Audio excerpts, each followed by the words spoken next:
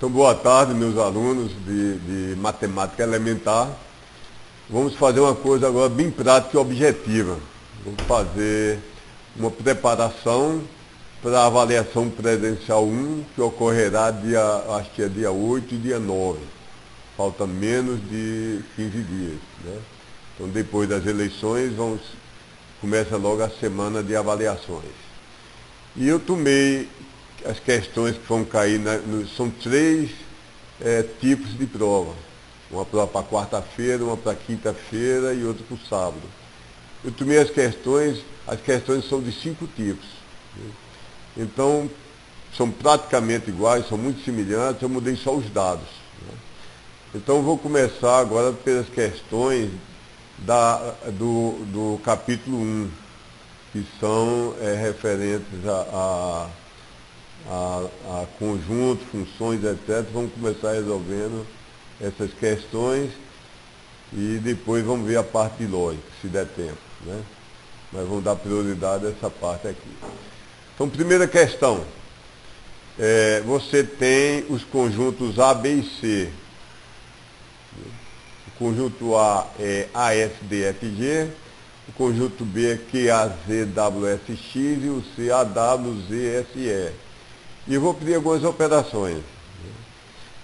Primeiro, eu pergunto aqui qual o resultado de eu fazer essas operações. É A interseção B e, aliás, A união B interseção C. Aí tem que lembrar uma coisa. As operações têm prioridade. Se você tiver 2 mais 3 multiplicado por 5, você tem que fazer primeiro a multiplicação, né? Tu faz primeiro a multiplicação. Então, da mesma maneira, nos conjuntos, a interseção é uma operação que tem prioridade.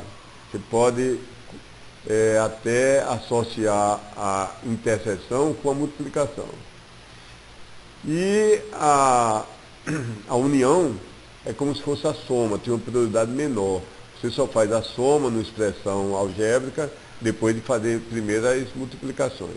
Então, nós vamos resolver primeiro essa parte, lembrando disso. Então, primeiro eu tenho que fazer B interseção com C, para depois pegar esse resultado e fazer a união com A.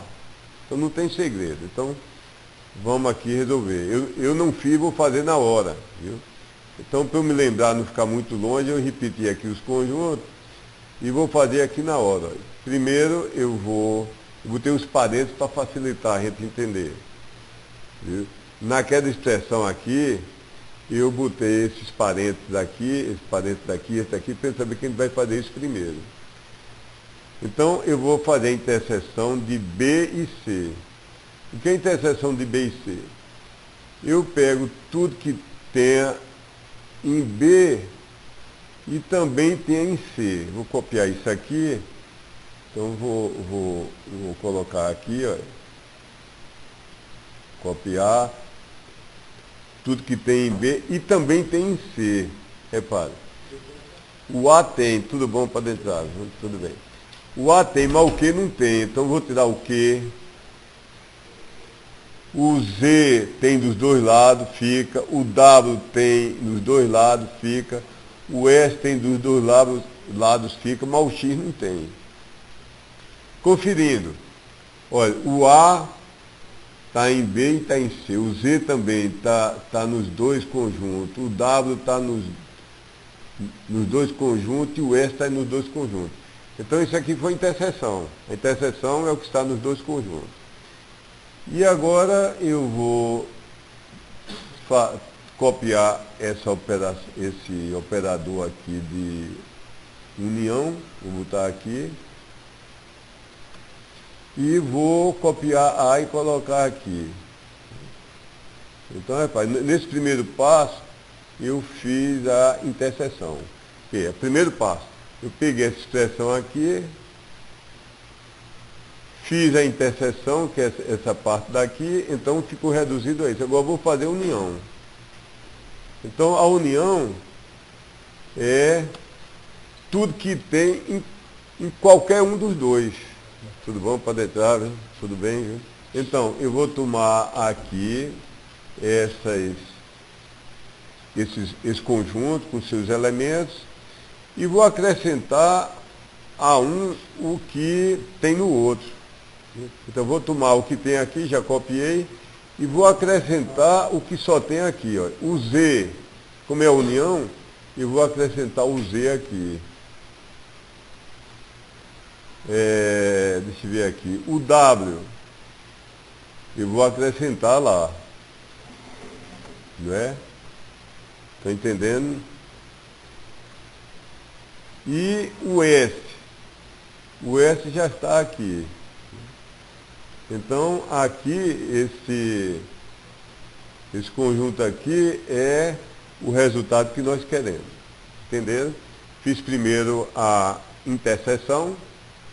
Uma interseção, eu tenho um conjunto e tenho outro. E tomo só os elementos que estão nos dois. E depois eu fiz aqui a união. Aí eu tomo todos os elementos de um conjunto e todos de outro. E tiro as repetições. Certo? Se tiver alguma pergunta, guarde quando eu desligar aqui a gravação, que a gente faz, não tem problema. Pergunta B. É a mesma resposta acima. Porque o que eu fiz foi trocar as ordens. Mas as operações são comutativas. Da mesma maneira que tanto faz 2 mais 3 é 5, 3 mais 2 é 5, você pode trocar. Então as operações com o conjunto são comutativas. Então, aqui eu tinha B interseção C, e aqui eu tenho C interseção B, a mesma coisa. E aqui eu tinha a união, do lado esquerdo tinha um A, e aqui eu tenho a união, botei o A do lado direito. Então nem preciso fazer conta nenhuma, basta eu responder que é o mesmo resultado acima. Se tiver pergunta, aguarda um pouquinho que eu estou gravando meia hora para mandar para o pessoal de Esplanada na Bahia, que não vai ter professor para ir lá. Questão C, eu quero pegar o conjunto D, que é esse daqui, e quero retirar dele os elementos de A. Então, basta eu pegar esse conjunto, copiar aqui e apagar dele tudo que tem em A. Olha, A eu tenho isso aqui, então retiro. Que é D menos A. Viu? É como se eu dissesse, olha, aqui está o conjunto dos alunos de Campina Grande. Aí, digamos que fosse vocês todos. Né? E dissesse, agora vamos retirar daqui os torcedores do 13. Viu? Era o time que eu torcia quando morava lá. Não tem nada contra. Então, para retirar é tomar os elementos que pertencem ao conjunto que está sendo subtraído, esse daqui, e retirar de D. Então, eu tenho D, aí vou retirar os elementos de A. Os elementos de A são AS, DF, G. Então, tira aqui AS, DF, G. Certo? Então, diferença de conjunto é tomar um conjunto e retirar os elementos do outro. Certo? Aqui eu pergunto qual é o módulo do conjunto potência de A. Aí eu vejo quantos elementos tem em A. Conte aí vocês. 5. Então o conjunto potência ele tem 2 elevado a 5, que são 32 elementos. Os elementos do conjunto potência, eles mesmos são conjuntos primeiro. O conjunto potência é o conjunto de todos os conjuntos diferentes que você pode formar com aqueles elementos. Né? Então você pode formar com esses elementos de A, você pode formar primeiro o conjunto vazio, que é um conjunto. Depois um conjunto que só tem o A, depois outro que só tem o S, e assim por diante. Depois o conjunto que tem 2 elementos, digamos, tem A e S, o A e D, o A e F, o A e G. Os conjuntos que tem 3 elementos, os conjuntos que tem 4 elementos e os conjuntos que tem 5 elementos. Então, o número de conjuntos é 2 elevado a 5. Aí,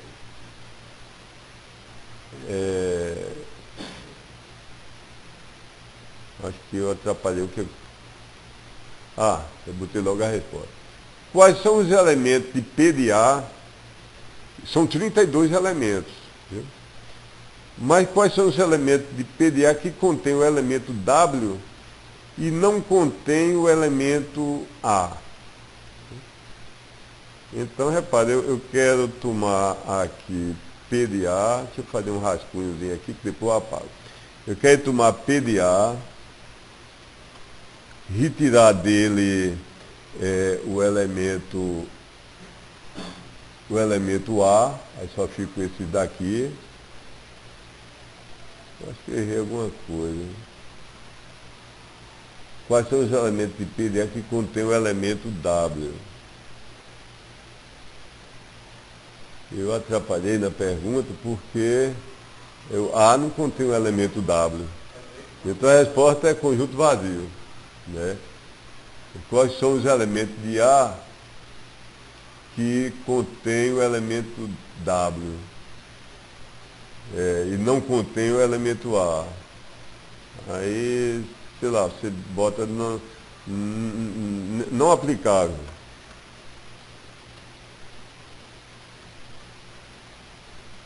Porque não poderíamos dizer que era o conjunto vazio. O conjunto vazio não contém ninguém. Viu? Eu estou obrigando que contenha o elemento W. E A, por engano meu, não contém nenhum elemento W. Então, isso aqui não é aplicável. Entenderam? Na realidade, eu fiz a questão aqui mais difícil do que vai ser na prova. Vou fazer aqui mais difícil, que quem sabe fazer o mais difícil, na prova faz o mais fácil. Agora, outra questão referente ao capítulo 1. Composição de funções. Então, relembro aqui a definição, eu coloquei em azul a definição de composição. Então, eu digo que G composto com F é definido como G aplicado a F de X. Então agora, lembrando disso, eu tenho essas 4 funções e eu quero que se calcule passo a passo essa composição. F comporta com G, comporta com H, comporta com I, aplicado em X.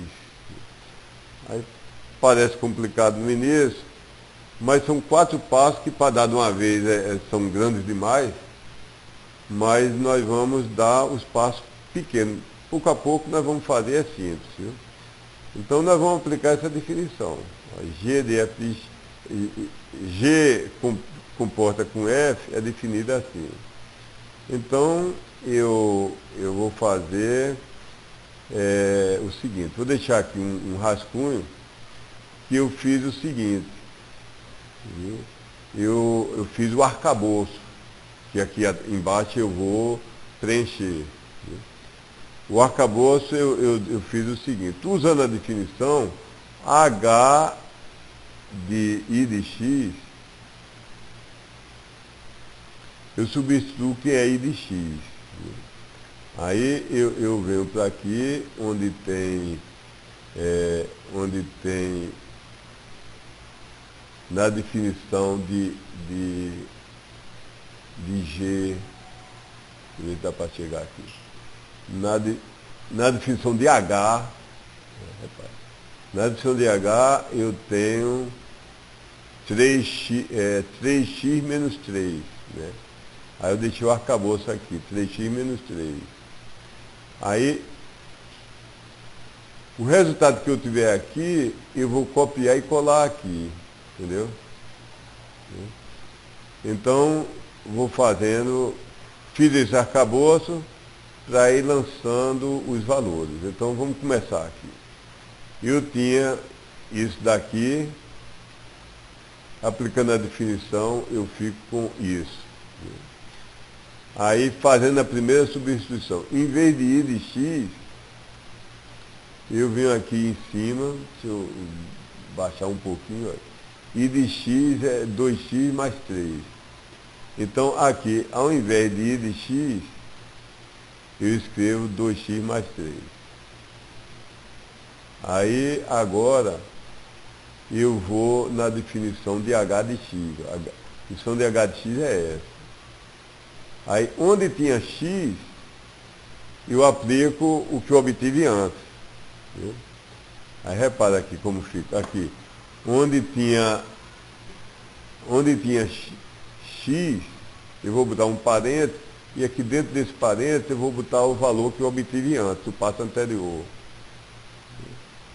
Então, eu obtive aqui 2x mais 3, e substituo aqui, onde tinha x, fica 2x mais 3.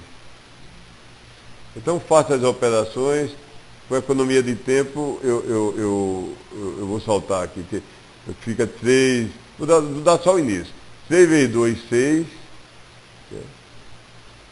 3 vezes 3 dá esse 9. Então, fica 6x mais 9 menos 3. Então, fica a mesma coisa de 6x mais 6. E botando 6 em evidência, fica 6 que multiplica x mais 1. É só álgebra. Entendeu? Quando eu obtenho esse valor aqui, esse daqui, que foi o valor final nessa etapa, aí eu vou para outra etapa. Aí eu tomo a definição de G aqui, que é essa. Aí eu uso esse valor que eu obtive, eu jogo, em vez de x, eu coloco esse valor. Pode entrar. Né? Então, boa tarde. Pode entrar. Né? Pode entrar. Então, jogo esse valor aqui, fica essa expressão, eu vou desenvolvendo a expressão até que eu obtenha esse valor meio complicado aqui, porque tem um x ao quadrado, complicou um pouco. Mas é só calma e você faz. E por fim você pega esse valor, a última função tem alguma coisa com cosseno, é 5 cosseno de x mais 6. Então você pega aquele x, que é esse daqui, e você toma esse valor e coloca como argumento de 5 cosseno de x, fica isso. Então essa é a expressão final. Não dá para eu desenvolver mais, porque isso aqui, essa expressão daqui, é um ângulo que é o argumento para x. Então termina aqui. Certo? É só calma. Viu? Voltando aqui, é só usar essa definição daqui, que G comporta com F, é G aplicado a F de x. Aí, e eu trabalho de dentro para fora. Vê que eu trabalhei aqui sempre assim, ó. Eu estava aqui, eu trabalhei primeiro com o I de x, resolvi. Calculei o I de x, ficou da forma mais simples possível. Pego esse valor, aí vou usar para calcular o H. Aí simplifica até ficar o mais simples possível. Depois eu uso para calcular o G, depois uso para calcular o F. É bom fazer e corrigir, porque qualquer engano vai se propagando. Se você fizer um engano na primeira linha, vai se propagando. Então é bom, faz uma linha, confere, faz outra linha, confere. Então vai cair, em 2 das provas vai cair um problema de composição de funções, em 2 da prova vai cair esses problemas de conjunto. E questão de relação e relações e equivalências. Eu posso dar uma relação como essa. Vou fazer uma figura para simplificar. Nem posso ir para muito longe por causa do microfone. Daqui a pouco eu vou acabar a gravação para simplificar sem estar preso ao microfone. Eu faço essas relações assim, ó. Eu tenho um relacionado com 1. Deixa eu ver se dá para ver aqui. 1 relacionado com 2. Um relacionado com 4.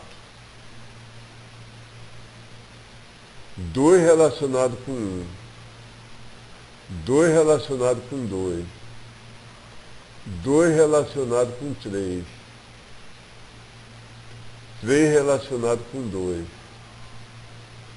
3 relacionado com 3. 4 relacionado com 1. E 4 relacionado com 4. Aí eu pergunto se é uma relação transitiva. Transitiva significa, dá um exemplo, se eu tenho uma seta de 1 para 2 e de 2 para 3, eu devia ter uma seta de 1 para 3 e não tenho. Transitivo, se uma relação que é transitiva, ser descendente de, você pode dizer, 3 é descendente de 2, 2 é descendente de 1, é o avô dele. Então, 3 é descendente de 1. A relação descendência é transitiva. Se você é neto de alguém que é neto de alguém, você de alguma forma você é descendente daquela pessoa. Mas aqui não é transitiva. Então a resposta, a relação é transitiva? Não, não é transitiva. Por quê? Você tem a relação R de 1 para 2, que é essa seta, tem a de 2 para 3, que é essa seta, mas você não tem a relação de 1 para 3. Então ela não é transitiva. Outra pergunta, ela é reflexiva? Reflexiva é a relação que todo elemento está relacionado consigo mesmo. No mundo saudável, por exemplo, a relação gostar de, todo mundo gosta da própria pessoa. Ninguém toma uma faca e se mutila, ou pega um alicate, arranca alguma parte do rosto. No mundo normal, todo mundo gosta da própria pessoa. Os outros não, é outra questão. Tem uma pessoa que quando era menino deu uma pedrada nele, ele não gosta dele. Tem outra que é amiga, ele gosta. Mas todo mundo gosta de si mesmo. Então reflexiva é isso. Né? Essa relação é reflexiva porque um se relaciona com um, 2 com 2, 3 com 3 e 4 com 4. E eu pergunto também se ela deixa eu baixar mais aqui a tela, pergunto finalmente se ela é simétrica. Simétrica é a relação, e quando você tem um relacionado com 2, você tem 2 com 1. Não é obrigado todo mundo se relacionar com todo mundo. Mas quem se relaciona com o outro também vice-versa. Então, olha, 3 não se relaciona com 4, mas 4 não se relaciona com 3, não causa problema nenhum na definição.